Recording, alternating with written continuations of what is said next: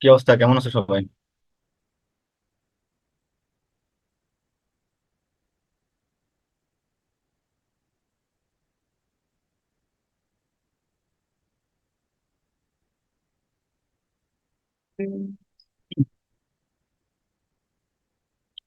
আচ্ছা দেখো, তোমাদের হচ্ছে স্ল্যাব নিয়ে প্রবলেম বলছিল। আচ্ছা, রেকর্ডিং কেউ করতে চাইলে এখন করতে পারো।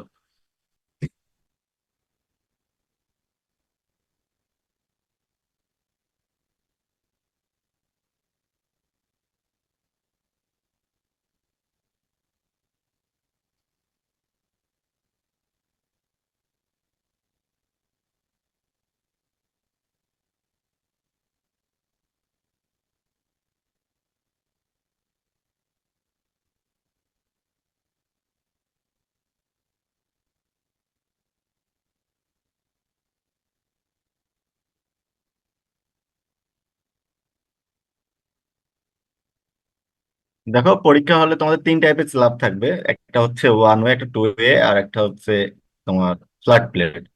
তো টু ওয়ে স্ল্যাবেও ছবি দেওয়া থাকবে, ওয়ান ওয়ে তোমার হচ্ছে ফ্ল্যাট প্লেট যেটা, সেটারও ছবি দেওয়া থাকবে। ওয়ান ওয়েতে সাধারণত ছবি দেওয়া থাকে না। তো এটা হচ্ছে তুমি বুঝবা কিভাবে, ওখানে লেখা থাকতে পারে ওয়ান ওয়ে, অথবা লেখা থাকতে পারে যে শুধু এক ডিরেকশনের লোড লোড ট্রান্সফার হবে। ঠিক আছে, এটা দেখে বুঝতে পারবা এটা ওয়ান ওয়ে। ঠিক আছে, অথবা এই যে লেন্থ আর উইথ এর যে রিলেশনশিপ, এটা দেখেও তুমি বুঝতে পারবা যে এটা হচ্ছে ওয়ান ওয়ে স্ল্যাব আমাকে ডিজাইন করতে বলছে। ঠিক আছে, তো স্ল্যাব ডিজাইনের ক্ষেত্রে প্রথম যে স্টেপ তোমাকে এখানে পড়তে হবে হচ্ছে গিয়ে, দেখো বলছে a reinforce concrete slab is built integrally with it support and consist of two equal span. ঠিক আছে, এখানে বলে দিতে পারে two span, three span.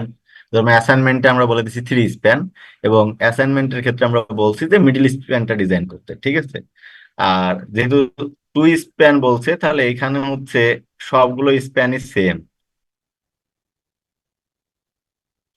Two span equal বলা মানে এটা ডিজাইন করাও যায়, এটা ডিজাইন করাও তাই, একই জিনিস। বাট তিনটা যদি থাকতো, ধরো এই পাশে আর একটা আছে, তখন কিন্তু এইটা ডিজাইন করা আর এইটার ডিজাইন করা সেম হইতো, বাট এই মিডিলেরটা ডিজাইন করাটা সম্পূর্ণ আলাদা হতো। যেরকম অ্যাসাইনমেন্টে কিন্তু আমি বলছি যে মিডিলেরটা তোমাকে ডিজাইন করতে হবে।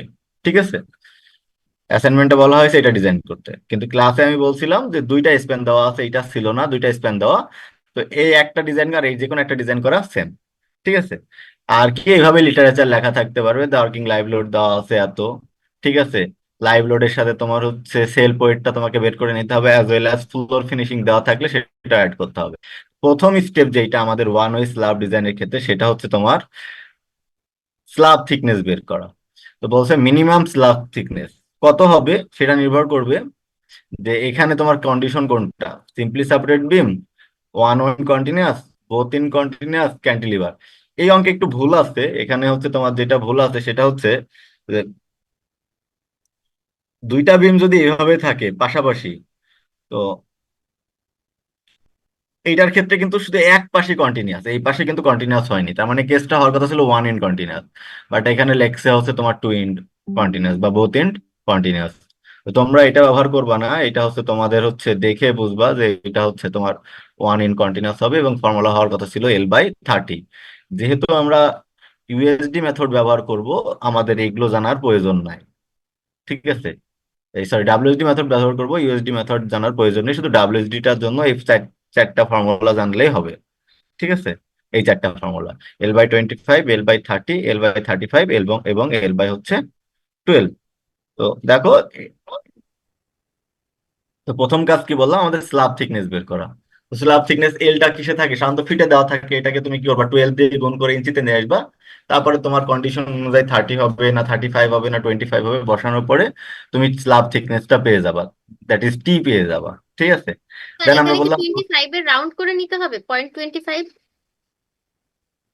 হ্যাঁ অবশ্যই আমরা এটা বলছিলাম যে স্ল্যাব থিকনেস যদি 6 এর নিচে হয়, তাহলে রাউন্ড ফিগার হচ্ছে তোমার হচ্ছে 0.25 হবে।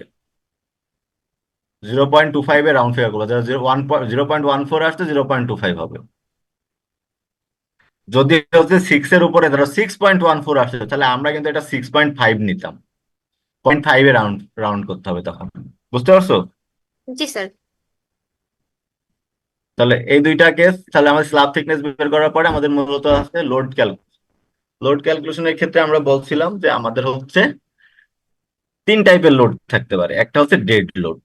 ডেড লোডটা আমরা কিভাবে বের করি, আমরা ডেড লোডটা বের করি হচ্ছে আমাদের স্ল্যাব থিকনেস আসছে 5.25, একে আমরা কি করি 12 দ্বারা ভাগ করে 150 কনক্রিটের ইউনিট ওয়েট গুণ করলে আমরা হচ্ছে সেলফ ওয়েটটা স্ল্যাবের পেয়ে যাই।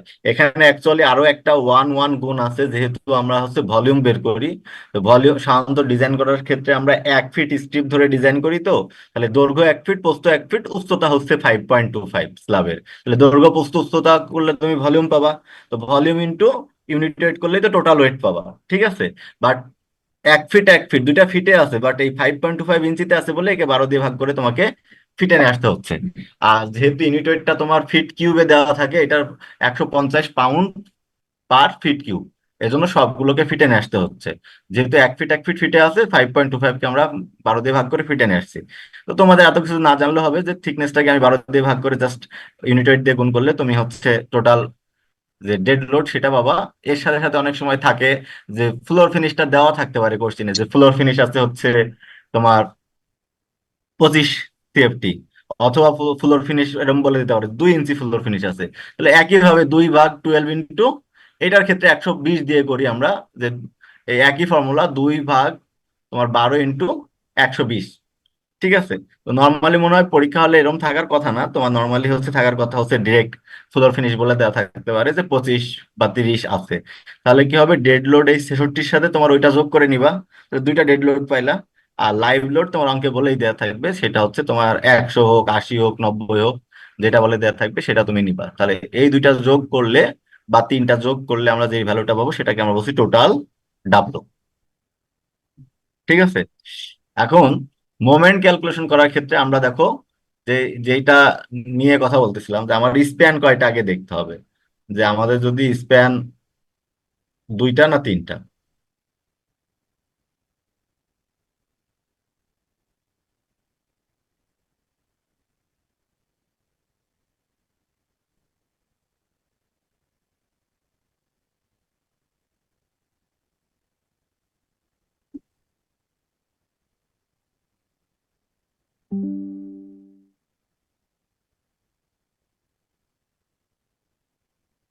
দেখো আমাদের যদি তিনটা স্প্যান হয়, তা আমরা যদি এইটা ডিজাইন করতে বলি তাহলে মোমেন্ট কোফিসিয়েন্ট একরকম হবে, এটা ডিজাইন করতে বললে মোমেন্ট কোফিসিয়েন্ট একরকম একরকম হবে।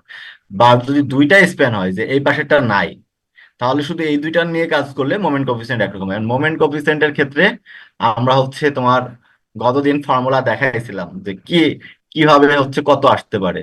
তো এখানে দেখো একটু লক্ষ্য করো, এখানে তোমার অঙ্কে বলে দিছে কিভাবে, যে build integrally with its support and conceive two equal span is with a clear span of 15 fit.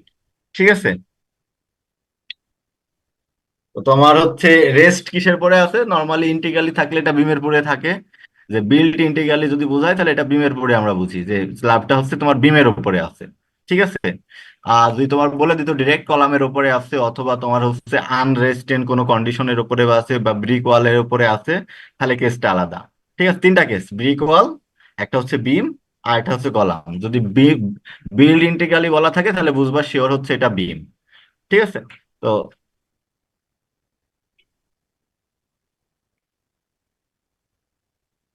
Wait করো, আমি একটা জিনিস দেখাচ্ছি।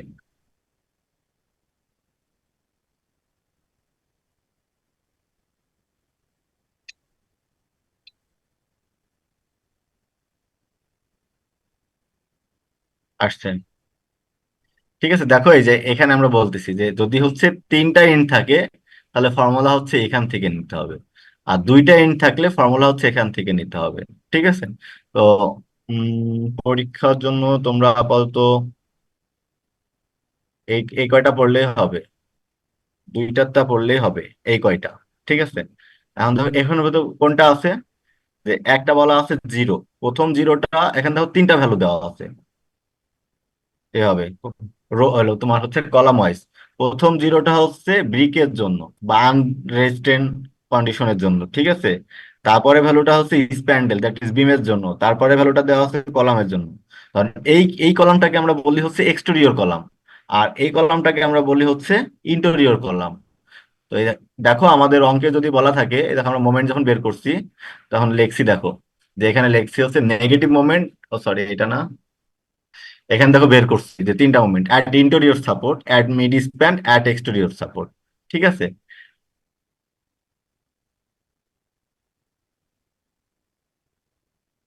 স্যার এখানে একটা কোশ্চেন ছিল। বলো। স্যার হচ্ছে যখন আমরা মানে মিডল স্প্যান ডিজাইন করতেছি তিনটার ক্ষেত্রে, মানে আমরা যেটা হচ্ছে অ্যাসাইনমেন্টে দেখতেছি, তো স্যার ওইটা তো হচ্ছে মানে ভেতরেই তো আছে দুইটা, তো এক্সটেরিয়র ইন্টেরিয়র বলে তো মানে পোর্শন নাই, ইন্টেরিয়র তো দুইটার জন্যই সেম হবে, তো এটা কি আমরা একটা ইন্টেরিয়র দেখালেই দুইটা বোঝানো যাবে নাকি একই জিনিস ডাবল করতে হবে? না, তোমার হচ্ছে শুধু ইন্টেরিয়র আসবে, তখন এক্সটেরিয়র তো থাকবে না।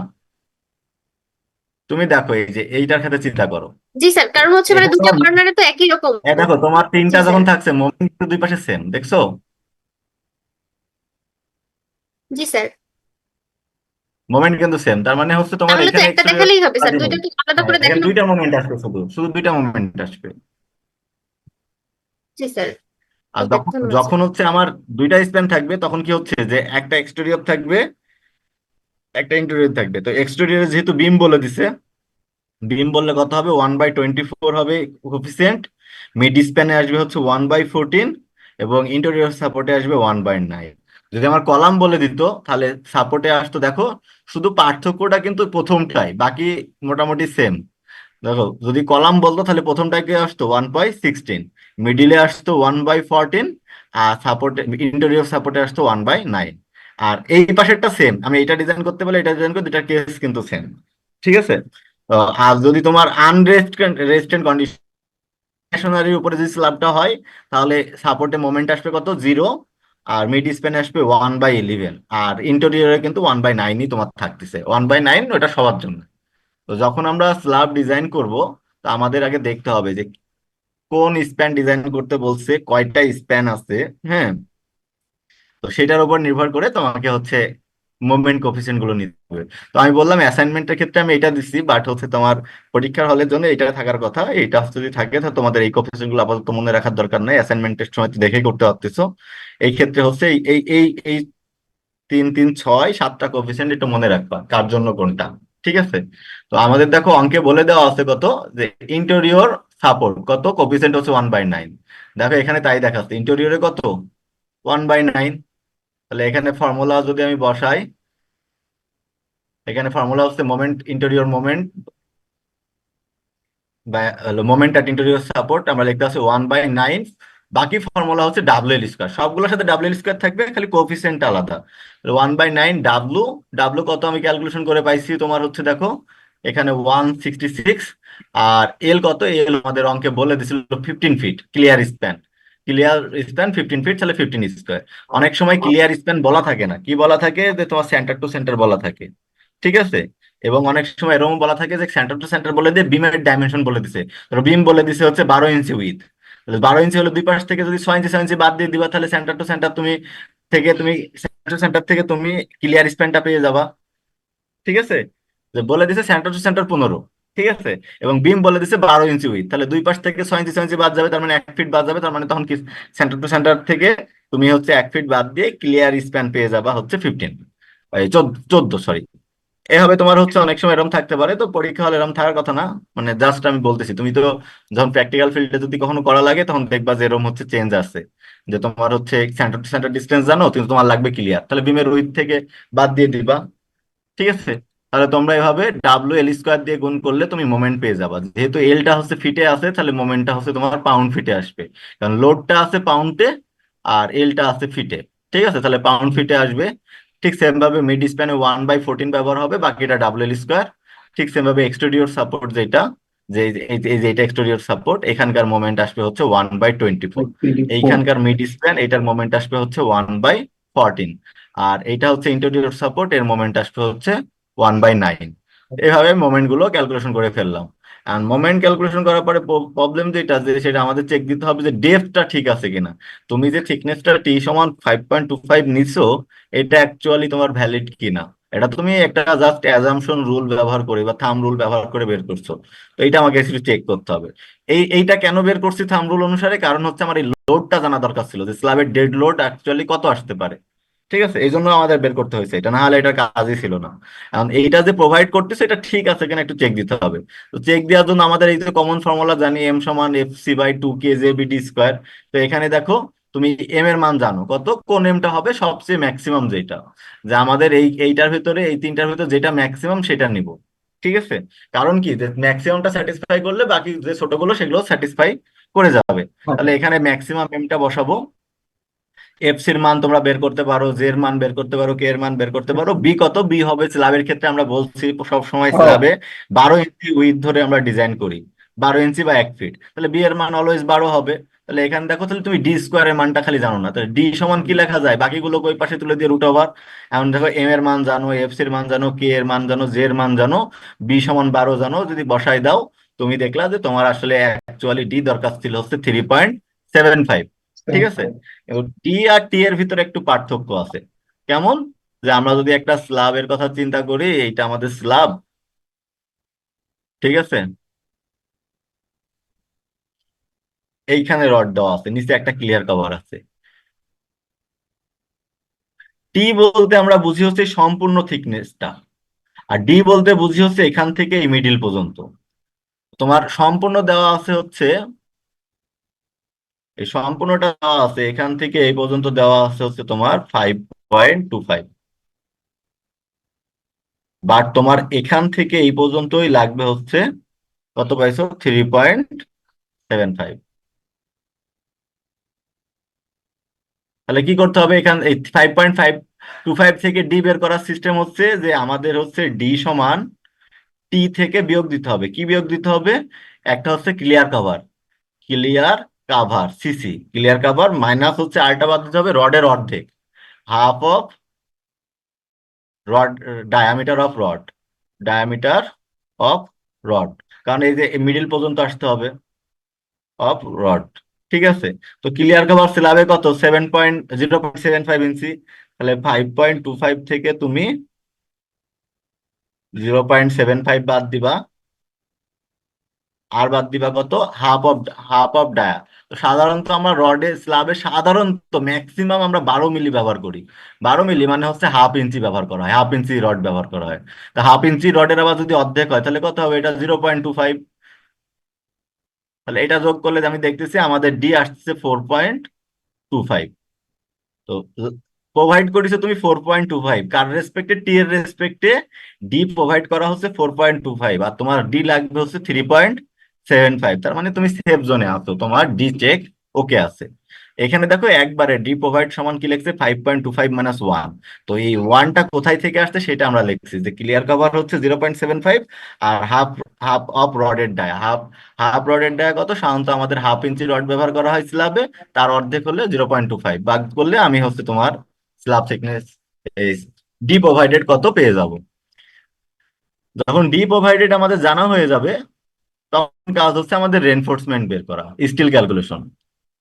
কি কি, তিনটা জোনে, ওই যে একটা হচ্ছে মিড স্প্যানে বের করতে হবে, একটা হচ্ছে দেখো এখানে ইন্টেরিয়র সাপোর্টে বের করছে, তো ইন্টেরিয়র সাপোর্টে আসছে, তারপর ইন্টেরিয়র সাপোর্টের সাপেক্ষে স্পেসিং বের করছে। ঠিক আছে, ঠিক সেম ভাবে মিড স্প্যানে তোমার হচ্ছে মিড স্প্যানে বের করছে, সরি যে মিড স্প্যান। ঠিক আছে, ঠিক সেম ভাবে তোমার হচ্ছে এক্সটেরিয়র সাপোর্টেও বের করতে, এই তিনটা জায়গায় হচ্ছে তোমার রেনফোর্সমেন্ট বের করতে হবে। অ্যাজ ওয়েল অ্যাজ কি করতে হবে, আর একটা কাজ আছে, যে টেম্পারেচার এন্ড সিঙ্কেজ রেনফোর্সমেন্ট বের করতে হবে, যে মিনিমাম রেনফোর্সমেন্ট। তো মিনিমাম রেনফোর্সমেন্টের ক্ষেত্রে আমি একটা বই বলছিলাম যে সেই ফর্মুলা গুলো মুখস্থ রাখতে হবে। তো যদি হচ্ছে তোমার থাকে যে এফ ওয়াই হচ্ছে তোমার 60 গ্রেড দেওয়া থাকে, যে 60,000 PSI, আর এফ প্রাইম সি যদি 4,000 দেওয়া থাকে, তাহলে তুমি হচ্ছে এই ফর্মুলাটা ব্যবহার করতে, সরি এফ প্রাইম সির সাথে সম্পর্কিত না, এটা এফ ওয়াই এর সাথে শুধু সম্পর্কিত। এফ ওয়াই যদি 60,000 দেওয়া থাকে তাহলে এই ফর্মুলা, তো তোমাদের ম্যাক্সিমাম আমাকে 60,000 দেওয়া আছে মনে হয়। তো তুমি ডিরেক্ট এই ফর্মুলাটা ব্যবহার করেও করতে পারো, 0.0018 বিটি। ঠিক আছে, এস মিনিমাম। তাহলে কয়টা রড পাইলাম আমরা? হচ্ছে মোট 4টা রড পাইলাম। তো আমরা একটু স্ল্যাবটা দেখি। ধরো আমি যদি হচ্ছে একটা স্প্যান দেখাই, ড্রয়িং করব কিভাবে? এই আমাদের কলাম দিলাম। তো প্রথম যে কাজটা করতে হবে, যে মিড স্প্যানের রেনফোর্সমেন্টটা আগে বসায় নিব। তো মিড স্প্যানে কি করছে দেখো, এখানে তোমার প্রথমে রড বের করছে, তারপরে কি করছে যে স্পেসিং বের করছে। স্পেসিং তো তোমরা বের করতে পারো কত, যদি তুমি 12 মিলি রড বসাও, 12 milli rod into 12 divided by এই যে এই এরিয়া, এটা দিয়ে ভাগ করলেই হবে। ঠিক আছে, 12 মিলি রডের কত, 4 নাম্বার বার, 4 নাম্বার বার এরিয়া কত, 0.2। ঠিক আছে, তাহলে 12 × 0.2 ডিভাইড বাই 0.36 করলে তোমার দেখো স্পেসিং আসে 6.67। ঠিক আছে, তো তাহলে তুমি কি করবা, এই যে এনফোর্সমেন্ট বসাবো এভাবে,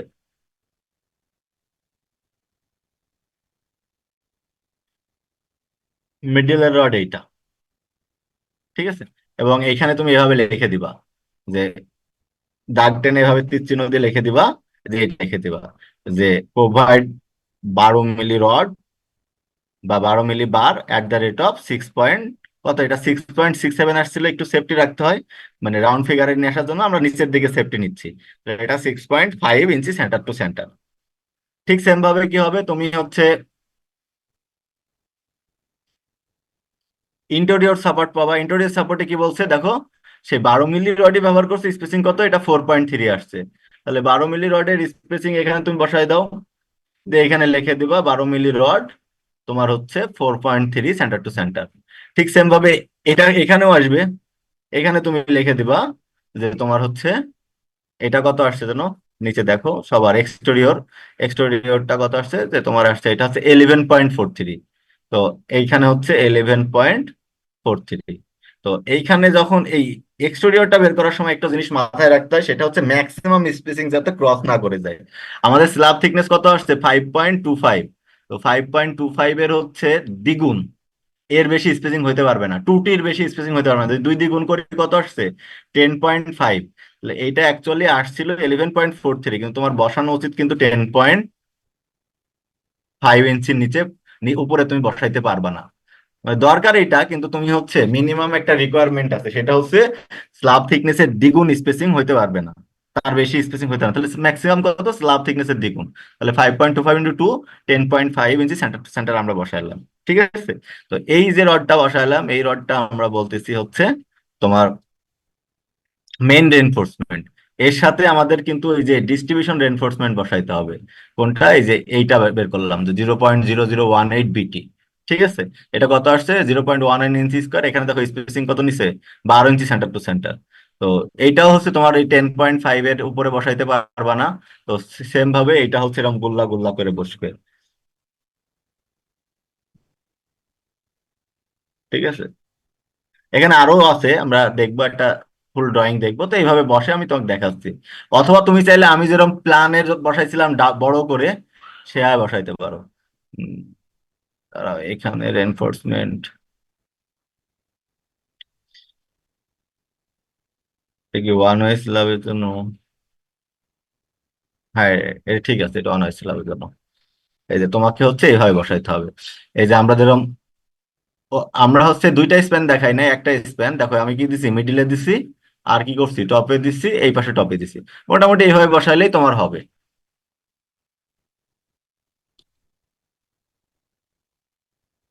কি ওয়ান ওয়ে স্ল্যাব কি এখন পারবা?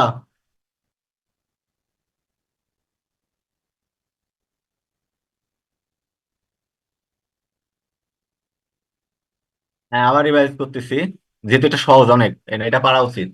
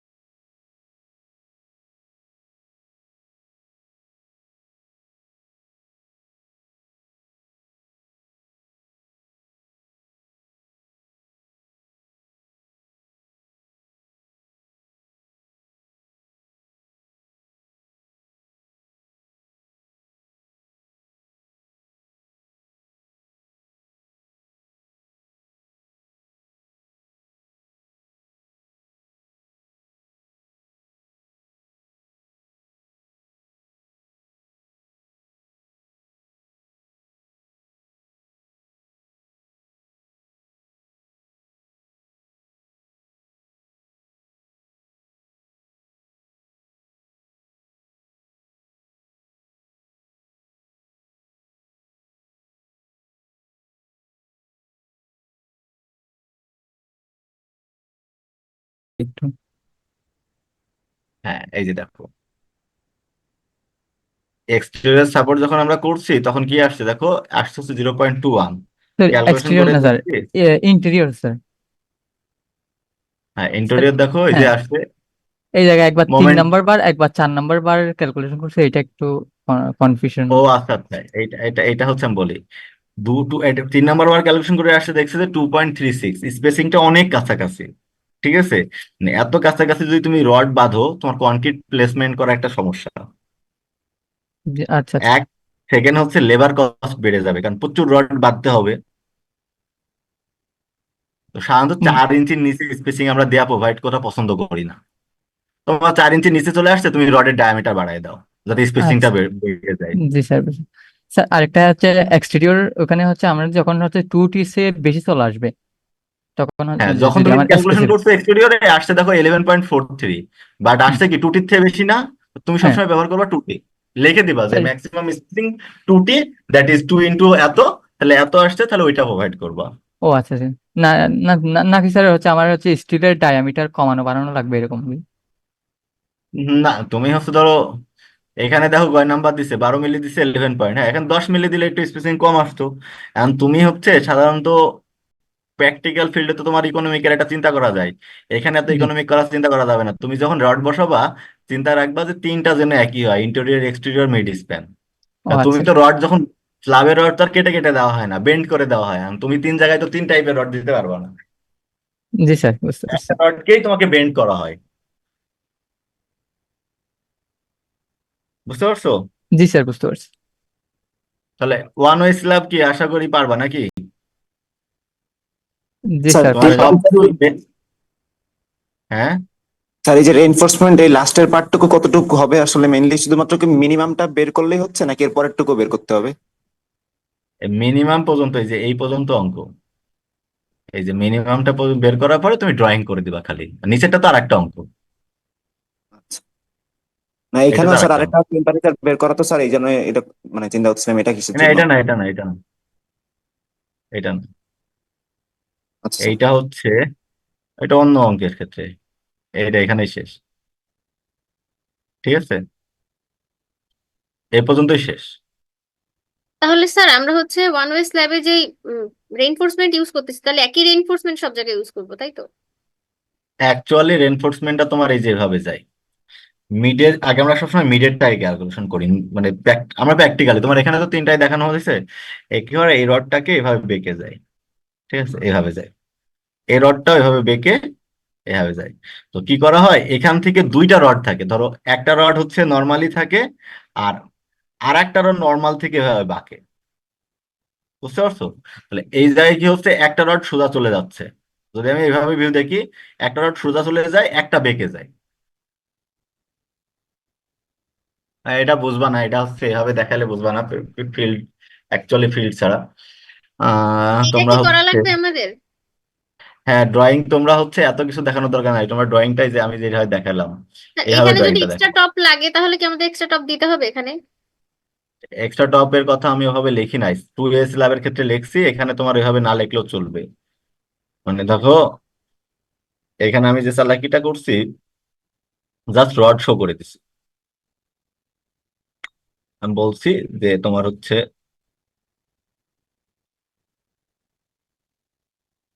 এত ডিটেলস দেখাই নাই, অ্যাকচুয়ালি এই সেকশনে দেখানো অনেক ঝামেলা।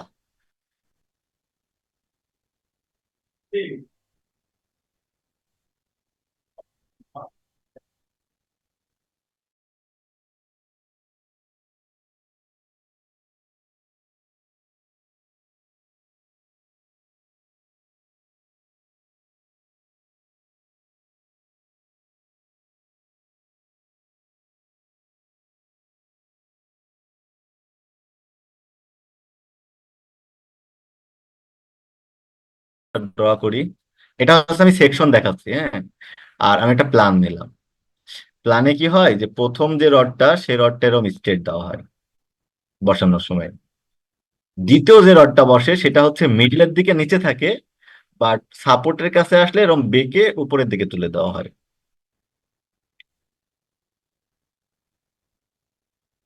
এখন যখন আমরা রেইনফোর্সমেন্ট বসাই, এটা তো এই মাথা থেকে এই মাথা পর্যন্ত বসে, একদম এই মাথা থেকে এই মাথা পর্যন্ত বসে, ঠিক আছে?